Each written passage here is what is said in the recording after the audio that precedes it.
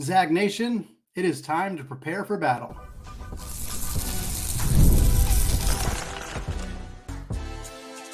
You are Locked On Zags, your daily podcast on the Gonzaga Bulldogs. Part of the Locked On Podcast Network, your team every day. What is going on, y'all? Welcome into the Locked On Zags podcast, part of the Locked On Podcast Network, your team every day. I am your host and longtime Gonzaga podcaster, Andy Patton, here to bring you news and updates on all things Zag athletics. Today's episode of Locked On Zags is brought to you by Monopoly Go. This fast-paced game lets you team up with your friends for tournaments to unlock awesome prizes like unique stickers for trading, cool playing pieces, and hilarious emojis for taunting your friends. So download Monopoly Go now free on the Google Play Store or the Apple App Store. Folks, it is a happy Monday indeed for Zag Nation as we learned late on Sunday evening that they have secured a commitment from former Arkansas guard Khalif Battle out of the transfer portal. We're going to meet Khalif Battle on today's show, talk about who he is, his past career up to this point. We're also going to talk about his fit at Gonzaga, what that looks like with a already full starting backcourt with Ryan Nembhard and Nolan Hickman back in the mix, where he fits in, what he's capable of bringing to this team that they don't already have. And then we're going to close out the show talking about what the rest of Gonzaga's offseason might look like. Are they done? They still have 3 scholarships open, what that might look like to fill out those final spots, if they're going to do so at all, and what the overall picture looks like for Mark Few's team. It is a great day to be a Zag. It always is, but it's a little bit sweeter when the Zags land a player like Khalif Battle. This was a big time addition for Mark Few's team. Battle picked Gonzaga over Villanova and Kansas State were the other 2 schools in the mix here. For those of you who are active on social media, you may have seen a tweet from yours truly discussing how Battle was picking between Villanova and Gonzaga, forgetting to include Kansas State in that conversation, although we had heard at points that the conversation had come down to Gonzaga and Villanova. We also heard at points that the conversation came down to Gonzaga and Kansas State. So Villanova and Kansas State, the Wildcats there, they can go ahead and fight it out over who finished second. Doesn't really matter to me because the team that ended up securing that commitment was the Gonzaga Bulldogs. Battle visited Spokane this weekend. We knew he was there, I think, starting on Thursday. He was there Friday, Saturday, likely left on Sunday. Not sure whether this commitment happened prior to him departing or what the situation was there, but we'd heard rumors throughout the day on Sunday that a commitment was coming from Battle. Ended up getting announced. I saw it first from Tobias Bass of The Athletic at about 5:30 or 5:15 or so on Sunday evening. Feels like Gonzaga's got a really good track record of if they get you on campus, you rarely leave without committing. Now, Ryan Nembhard, interestingly, did actually leave without committing and then committed to Gonzaga before he finished his visit at Arizona, if I'm remembering that correctly. But regardless, if you come to Gonzaga, if you visit, you're probably going to end up being a Zag the following year. And that ended up being the case here with Battle. Of course, the timing with Luka Krinovich entering the transfer portal shortly before Khalif Battle's visit, I think was intentional as well to kind of clear some spots or make it obvious that there was going to be room in that backcourt for somebody to come in and play big minutes. We're going to talk a little bit about what Battle's role is going to look like next season. But before we get to that, we're just going to do a bit of an introduction to Khalif Battle. And I did talk about him on Thursday's episode of Locked On Zags. So for those of you who listen to Thursday's episode, you're going to hear some of the same stuff, but we want to make sure we cover the bases here and make sure Zags fans are getting the full picture of who Khalif Battle is. He's a 6'5" guard from Edison, New Jersey initially. He began his college basketball career at Butler in the 2019-20 season, but he didn't really get off the bench. He averaged 3 points in about 11 minutes per game, played 24 games for the Bulldogs, ultimately transferred after his first season with Butler. Again, that was back in 2019-20. So the same year that Ryan Woolridge was a Gonzaga Bulldog. If that feels like a long time ago to you, that was Khalif Battle's first season as a college basketball player. This man has been in college basketball for a very, very long time. After he transfers from Butler, he goes to Temple. He spends 3 years playing for the Temple Owls in the American Athletic Conference. 2 of those seasons were very, very discounted due to injuries. That is why he still has extra eligibility. That is why he is able to be a Gonzaga Bulldog for his final year of college basketball eligibility. He played 11 games as a sophomore, averaged 15 points per game, but again, only 11 games. The next year, he only played 7 games, Averaged 21 and a half points, shot 49% from three, which looks incredible if you're on his basketball reference page and you're like, holy cow, he was amazing as a junior. It was 7 games. The sample size, if he had played a full 30 games, with no disrespect to Mr. Battle, I don't think he was going to continue to shoot 49% from three, considering he's about a career 35% three-point shooter. But he was on a heater in those 7 games. But again, injury disrupted the rest of that season. As a senior in the 2022-23 season, still at Temple, Battle finally was able to play a full season's worth of games, 27 games total for Battle. He started 8 of them, played about 32 minutes per night, and averaged 18 points, 3.5 boards, about 2 assists, about a steal, and shot about 35% from three. After that season, Battle opted to enter the transfer portal, looking for a new home for another year of college basketball, settled on going to Arkansas, where Eric Musselman recruited as many guards as he possibly could. He brought in Keon Menefield and L. Ellis and Khalif Battle and many other ones, Devo Davis, et cetera, et cetera, et cetera. And Battle came off the bench in that season for Arkansas last year, played 32 games, made 13 starts. So I say came off the bench, but he also started about a third of the games he played for Arkansas, all towards the end of the year. Finished the season averaging 15 points, 3.3 boards, 1.3 assists, shot 35% from three, and about 87% from the free throw line. But here's the deal. I said this on Thursday's show. I'll say it again here. Battle has 4 years worth of college basketball data. We are going to focus right now on the final 7 games that he played while with the Arkansas Razorbacks, because this young man went nuclear in a 7-game stretch to close out the season. Again, he entered the starting lineup towards the end of the year. So he started those last 13 games for Musselman's team, but the last 7 games, Battle averaged in these 7 games, 29.6 points, 6.3 rebounds, 1.9 assists, and 1.6 steals. He shot 35% from three, 93.5% from the free throw line. And in this 7-game stretch, we're not talking, they weren't playing the best of the best in the SEC, but he was playing SEC opponents. Battle dropped 42 points against Mizzou. Yes, Mizzou was bad last year. Don't get me wrong. You drop 42 points on an SEC team, I don't care how bad they are. That's ridiculous. He followed it up by dropping 36 against Vanderbilt. Yeah, guess what? They're also pretty bad. The SEC had a couple bottom feeders. Not a lot of other players in that conference dropped 34 and 42 on them, though. Just worth pointing out. He also dropped 34 points on the road at Rupp Arena against Kentucky. Now, folks, you all watched the Kentucky game last year. You probably watched multiple Kentucky games if you watched the NCAA tournament. They were a bad defensive team. Once again, 34 points, though. It's pretty darn rare. You don't see that happen all that often in college basketball.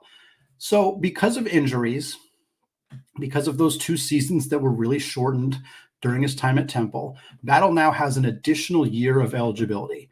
And Arkansas, I mean, he was one of, I think, if I'm not mistaken, every scholarship player who was on Arkansas's team last year has entered the transfer portal or graduated. Because, of course, Eric Musselman left to take the head coaching job at USC. They bring in John Calipari. He's working on building a roster that's probably going to end up pretty good. They already have Jonas Adu from Tennessee. They got John L. Davis from Florida Atlantic.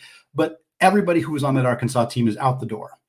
And Battle was looking for a new home. Like we said, Villanova, which is close to his hometown, was in consideration. Kansas State was in consideration. There was a couple other schools that had been floated out there, TCU, Arizona State. But once Gonzaga got involved, it felt like this was the best spot for him. We knew as Gonzaga fans that it was a great spot for us, for our needs on the roster as a third guard, and for him, for what he wants to get out of it. It seemed like a logical fit. And of course, after a long 3-day weekend spent in Spokane, he has made that commitment. So what does it mean for Khalif Battle? What does it mean for Gonzaga? Because again, they already have a starting backcourt. Ryan Nembhard and Nolan Hickman did not enter the transfer portal. They cannot enter the transfer portal. They are back and starting for this team next year. So what does that mean for Battle? What does it mean for Gonzaga? We're going to talk about that in just a second. Right after I tell you that today's episode of Locked On Zags is brought to you by LinkedIn Jobs. Folks, when you're hiring for your small business, you want to find quality professionals that are right for the role. And that's why you have to check out LinkedIn Jobs. LinkedIn Jobs has the tools to help find the right professionals for your team faster, and they do it for free. And LinkedIn is not just another job board. They help you hire professionals that you cannot find anywhere else, even those who are not actively searching for a new job, but might be open to the perfect role. In a given month, over 70% of LinkedIn users do not visit other leading job sites. So if you're not looking on LinkedIn, you're looking in the wrong place. On LinkedIn, 86% of small businesses get a qualified candidate within 24 hours. Hire professionals like a professional on LinkedIn. LinkedIn is constantly finding ways to make the process even easier. They even just launched a feature that helps you write your own job descriptions, making the process easier and quicker. So post your job for free at linkedin.com/lockedoncollege. That's linkedin.com/lockedoncollege to post your job for free. Terms and conditions apply. All right, folks, segment 2, still Andy Patton, still Locked On Zags, and we are still talking about Gonzaga's newest guard, Khalif Battle, the transfer from Arkansas, coming to this team for his final year of college basketball eligibility. And look, for those of you who heard the description of Khalif Battle, who hear that he's a guard, he's a decent three-point shooter, he's a high-level scorer, he's got 1 year of eligibility remaining, veteran guy, you might be thinking, sure, but where's he going to play? How is this going to work? Some of you might even be concerned of, like, does this mean that somebody else is going to leave? Which, again, the transfer portal is closed. They cannot leave this team and play somewhere else next year. It's just not an option right now. So if you're concerned about that, not an option. If you're concerned about, is he going to get enough playing time? How's this going to work? Here's the situation. Here's the reason this feels like a really nice fit for Gonzaga. Battle has played 101 college basketball games in his career. He has started just 32 of them.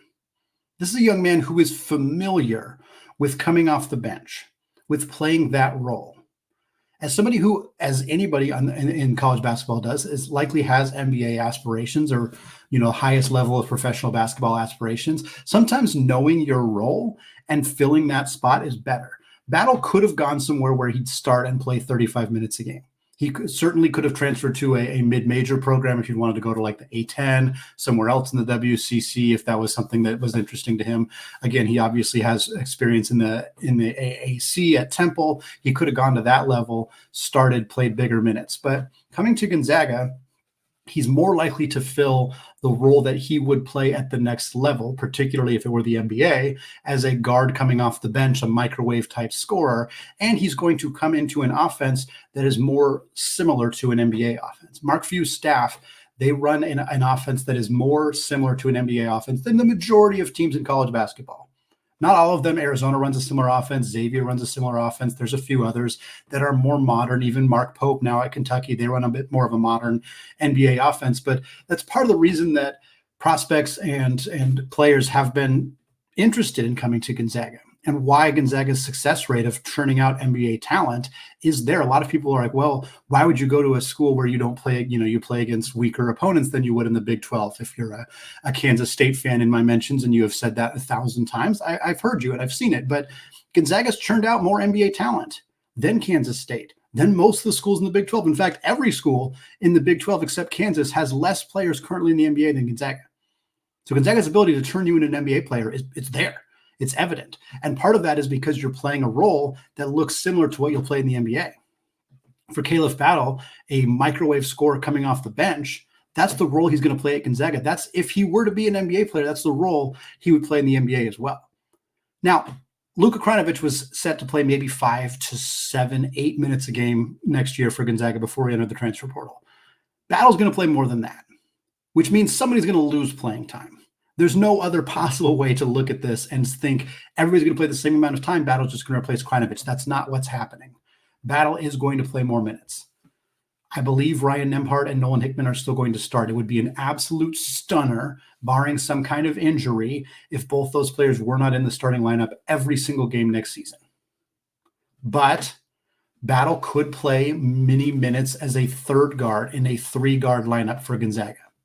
And that's what I expect to see more of. That's the change that I think we're going to see from what we perceived this roster to look like yesterday to what it's going to look like going forward, is more 3-guard minutes with Battle playing alongside both Nembhard and Hickman. I also think those two guys will probably get a bit of a decrease in playing time. They average about 35 minutes per game net last year. Maybe both those guys come down just a bit, and that allows Battle to play a little bit more in more traditional 2-guard lineups.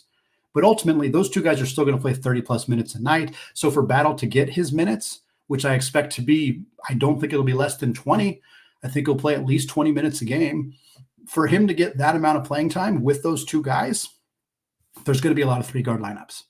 And there's a couple things that impacts. One, I think it makes Michael Ajayi more likely to play some minutes at the small ball 4. I expect the vast majority of Gonzaga's minutes at the power forward position to be split between Ben Gregg and Michael Ajayi. I don't think we'll see a lot of both Graham Ike and Braden Huff on the floor at the same time. So those two guys, I think, are effectively going to split the center minutes. Gregg and Ajayi split the power forward minutes, with Ajayi spending a lot of time at the 3 as well, especially in the starting lineup. When the game starts, Ajayi's playing the 3. I think he eventually shifts up and plays a lot of minutes at the 4. I think it's possible Ben even plays some minutes at the 5. You could have a lineup, not a starting lineup, mind you, but a lineup with Ben Gregg at the 5, Michael Ajayi at the 4, and then the 3 guards, Battle, Hickman, and Nembhard playing the 3 guard spots. That lineup is going to be lethal in terms of how do you defend that? All those guys can shoot threes. There's a ton of floor spacing, a ton of athleticism. Yes, if you were to run that lineup out against a Hunter Dickinson or a Ryan Kalkbrenner or somebody like that, you'd struggle defensively. But those posts would have a hard time on defense as well because of the floor spacing that Gonzaga would be able to offer. I expect to see more 3-guard lineups. I expect to see Ajayi jump up to play more minutes at the 4, as I said. But the other thing that this is going to do is it's going to create less playing time for both Steele Venters and Dusty Stromer. There's just no other way to look at it. There's 9 people right now in Gonzaga's rotation. And we say this almost every offseason, and almost every offseason somebody drops out. But it is hard to envision Gonzaga's current roster and not see how 9 players are in the rotation. Because you have your starting 5 of Nembhard, Hickman, Ajayi, Gregg, Ike. You have 4 players who are backups who are all going to play. Braden Huff, Khalif Battle, Steele Venters, and Dusty Stromer. It's hard to imagine any of those players out of the rotation. There is one way that I think it could happen, and that's if Steele Venters is not fully 100% recovered from his injury. I do not have an update on how Steele Venters is currently doing in his recovery from his ACL injury, other than to say that his ACL surgery and his injury did not happen over the off-season last year. It didn't happen in September or August or July or anything like that. His ACL tore in November. That is a lengthy recovery. And the idea that Steele Venters will be 100% ready to contribute full speed Division I college basketball at the start of the season, almost exactly 1 year removed from his injury, probably not. Again, not an athletic trainer. Friends who are athletic trainers? Sure, not me, not my role. So I'm not going to say I know anything definitively, but it wouldn't be surprising based on how long these injuries typically take, based on how cautious Mark Few and the staff typically are with injured players, and based on the fact that they have added players who added a player in particular, 2 players in particular, Ajayi and Battle, who look very likely to cut into the minutes that would have gone to Steele Venters. When you put all that together, I think it's safe to make an assumption that Venters maybe isn't going to be playing big minutes right away, and that could spill into the season or into a lot of the season. It could be a situation where he never fully gets to the point where he's playing more than a handful of minutes a game. He could be that kind of 9th swing guy who's not really in the rotation, and it could be partly because or directly because he's still recovering from a major surgery. That's my speculation as to how this rotation works with the amount of players Gonzaga has, the amount of minutes that need to be distributed among the players that they have. I also still do think Dusty probably takes a bit of a hit.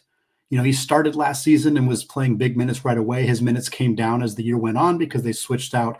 Ben Gregg went from 18 minutes a game as a backup to 29 minutes as a starter. Basically, all 11 of those extra minutes were taken away from Dusty Stromer. So I think the amount of playing time we saw from him in the second half of the year, I wouldn't expect to see more of that as a sophomore.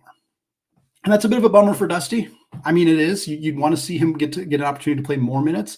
But if Gonzaga's trying to win a championship right now, and they would rather have Dusty be a bit player who's kind of maturing and growing and getting ready to take on a bigger role as a junior or a senior, then this makes sense. And I think it's the right move to make. Khalif Battle is more likely to contribute to Gonzaga winning basketball games this year than Dusty Stromer. That's just a reality of the situation.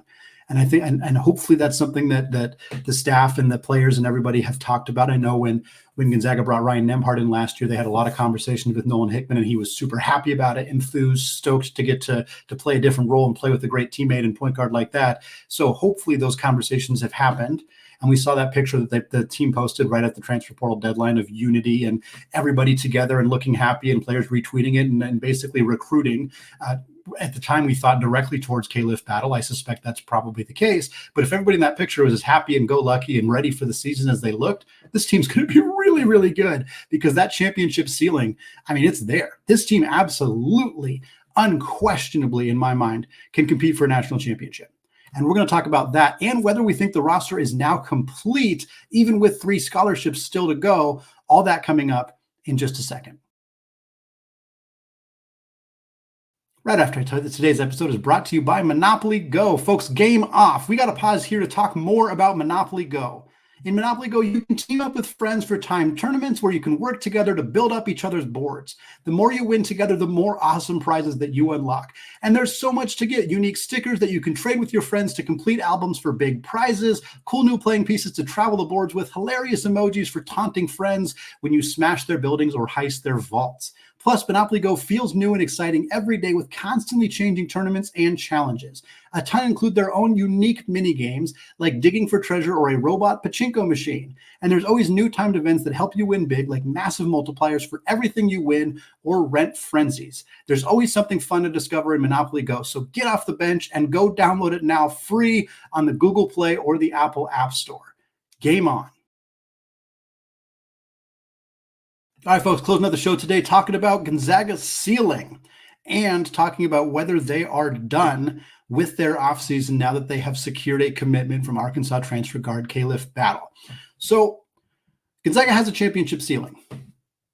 Before the addition of Khalif Battle, any place that you read a way too early top 25, which yes, top 25s at this point in the modern era of college basketball are silly.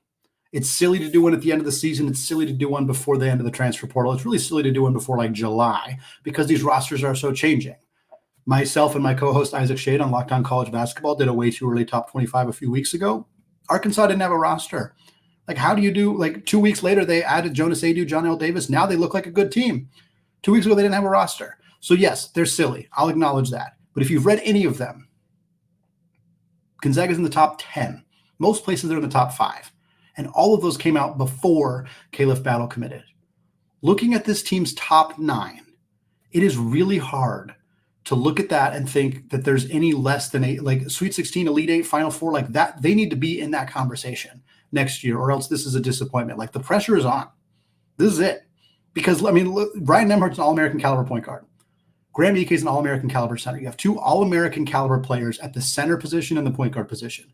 Nolan Hickman down the stretch last year was incredible. His development year to year to year, if that continues at any kind of trajectory, what he becomes as a senior, my goodness, he could be elite. Michael Ajayi is an NBA draft caliber wing. When you look at Gonzaga's best rosters, they have had NBA caliber wings. They are so hard to find, so hard to get NBA caliber wings to come to Spokane, so hard to get them for any program. That's what they're desperately craving. Gonzaga has one in Michael Ajayi. Ben Gregg, similar to Nolan Hickman, has blossomed and grown and developed every single year. He now looks like an NBA caliber stretch 4. He's a quality rebounder. He's the perfect complementary role player piece to have in that starting lineup. And then off the bench, Khalif Battle is one of the best, most premier scoring guards coming off the bench in all of college basketball. He was last year. He was great at Temple. He is a tremendous scoring guard off the bench. Championship level teams have high scorers coming off the bench. Gonzaga didn't have that last year. They have it this year. Braden Huff was so good early last year. He took his lumps as he got into conference play and teams got used to him. And then he grew from that. Players grow so much year over year in Gonzaga's player development system. Imagine what Braden Huff can be now that he has a full year, not just 2 years in the system, learning from practices and learning from the coaching staff, but 2 years now with a full year of having played. Then you have Dusty Stromer. If he takes a sophomore leap, becomes more versatile offensively, puts on 15, 20, 25 pounds of muscle, gets stronger, gets more physical, gets, again, more offensive versatility. If Steele Venters recovers healthily from that ACL injury, he becomes a floor spacer, which they desperately need, a three-point shooter, a gunner. That 9-man rotation, if everybody's healthy and contributing, I'll put it up against anybody's. Yeah, Alabama, great team right now, especially after adding Cliff Omoruyi. I'll put Gonzaga's up against that. Kansas is tough. They added some really good players this offseason. I'll put Gonzaga up against that, though. Happily. Houston, Baylor, Iowa State. Whenever Duke finishes putting their roster together, I put Gonzaga up against all of them. Absolutely. And folks, they might not be done. They may not be done. Right now we got 4 players out the door. Anton Watson's gone. Pavle Stosic is gone. Luka Krajinovic is gone. Colby Brooks is gone. 3 players coming in. Michael Ajayi from Pepperdine, Khalif Battle from Arkansas, Kador Ness, a preferred walk-on who is effectively taking the walk-on spot of Colby Brooks. 4 out, 3 in. Probably means there's one more coming. Gonzaga's got 10 scholarships filled, 13 total. 3 open scholarship spots, I should say. And nothing else that can change. Technically, Battle and Ajayi, because they were transfers, I believe unless they're enrolled in classes, it's wonky, it's confusing, but ultimately, the only thing that realistically could change, most likely, is either if Battle decommits or changes his mind, which seems unlikely, but you never know, it happens, or if Ajayi stays in the NBA draft process. I think both those things are unlikely to happen, but they both could. But if they do not, 10 scholarships filled, 13 total. Last year, Gonzaga left 2 scholarships open. I expect them to do the same this year. That means they have 1 scholarship left that they could fill. There's some names floating around. We'll talk about them later this week. I think that the best course here is to just continue replacing player by player. They replaced Anton Watson with Michael Ajayi. They replaced Luka Krajinovic with Khalif Battle. They replaced Colby Brooks with Kador Ness. Now they have to replace Pavle Stosic. In my mind, you replace him with something similar, a young developmental big, somebody that you hope will be good enough to develop into a key piece for this team in the future and who will stick around for the long haul. Tough to find. Whether it's another international big, whether it's a young transfer big, whether it's a freshman who has been who decommits from somewhere or hasn't been picked up yet, whatever it may be, that's the direction I think Gonzaga should go. But there's not playing time available in the front court. And frankly, Gonzaga probably doesn't have a lot of NIL money left. Whatever money they had, I think just went to Khalif Battle. I don't have any inside information there, but I suspect that they spent as much money as they had to convince Battle to come to Spokane.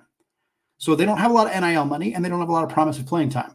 Mark Few's a great recruiter, but that's pretty tough sell, folks. That's pretty tough to convince anybody to come to Spokane by saying, hey, so you're not going to play because Graham Ike and Braden Huff and Ben Gregg and Jun Suk-Yo and Michael Ajayi are all in front of you in the front court, and you might not play much next year because Ben Gregg and Michael Ajayi are gone, but everybody else is coming back.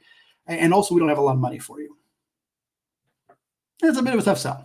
Maybe they find another international big. Maybe they find a freshman who wants to come in and just kind of develop through Gonzaga's tremendous front court player development system. Maybe they do go after another guard. Maybe they find another guard who's going to be a 4th guard for this team, who's again, guards might be a little bit easier because the 3 guards on this roster, all of them are done after this year. There is no guards coming back for Gonzaga in the season after this upcoming season. Nolan Hickman's graduating, Ryan Nembhard's graduating, Khalif Battle's graduating. All those guys will be gone. So you can find a young guard and say, hey, you're going to be the 4th guard this year. You're going to be behind these 3 guys. We're not sure there's going to be much, if any, playing time for you. But next year, you'll have a leg up on understanding the system, having learned, the Gonzaga offense, and you have room to play right away because there's nobody else. The cupboard's bare after that. So I think a developmental big makes the most sense, and certainly if they're looking to directly replace from last year's roster, replacing Stosic, you'd replace him with a young big. But I also wouldn't be that shocked if they went after a guard. Again, we're kind of expecting Ajayi's role is now shifted to being more of a 4. So if you count him in the front court, it kind of evens up the roster a little bit more so. So I don't know exactly what Gonzaga is going to do with that final roster spot, but I can tell you this, folks. We're going to talk about it in many future episodes of Locked On Zags. That's going to be a topic of conversation. Are there other transfers Gonzaga should pursue? Should some of the transfers they're currently pursuing or even incoming freshmen that they're pursuing, like Perry or Traore or some of those guys? Should they continue to be on the radar for Gonzaga? We're going to talk about that. We're going to continue to introduce you to Khalif Battle, talk more about him, what his role is, what he fits, how this is going to work out, all coming up on future episodes of Locked On Zags. So hang out with us. That's going to wrap it up for us today, though. Thank you so much to those of you who have made the show your first listen or your first watch of the day. Looking forward to more fantastic content as Gonzaga gets prepared for what I expect to be a ridiculously fun 2024-25 college basketball season. Thanks again, and until next time, as always, go Zags.